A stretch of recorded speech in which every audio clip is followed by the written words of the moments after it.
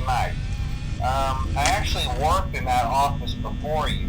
I'm finishing up my last week now, as a matter of fact, so I know it can be a bit overwhelming, but I'm here to tell you there's nothing to worry about. You'll do fine. So let's just focus on getting you through your first week, okay?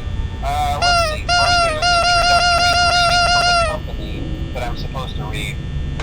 It's kind of a legal thing, you know. Welcome to Freddy Fazbear's Pizza, a magical place for kids and grown-ups alike, where fantasy and fun come to life. Fazbear Entertainment is not responsible for damage to property or person. Upon discovering that damage or death has occurred, a missing person report will be filed within 90 days or as soon as property and premises have been thoroughly cleaned and bleached and the carpets have been replaced. Blah, blah, blah.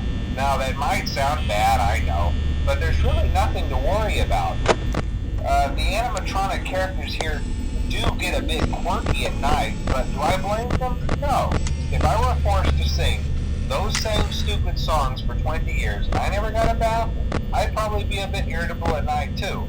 So remember, these characters hold a special place in the hearts of children and we need to show them a little respect, right? Okay.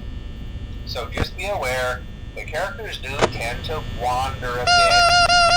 They're left in some kind of free roaming mode at night. Something about their servos locking up if they get turned off for too long. They used to be allowed to walk around during the day too, but then there was the bite of 87. Yeah, it's amazing that the human body can live without the frontal lobe, you know? Now, concerning your safety, the only real risk to you as a night watchman here, if any, is the fact that these characters, if they happen to see you after hours, probably won't recognize you as a person. They'll most likely see you as a metal endoskeleton without its costume on. Now, since that's against the rules here at Freddy Fazbear's Pizza, they'll probably try to forcefully stuff you inside a Freddy Fazbear suit.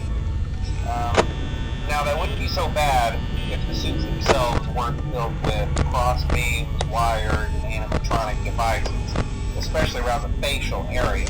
So you can imagine how having your head forcefully pressed inside one of those could cause a bit of discomfort and death.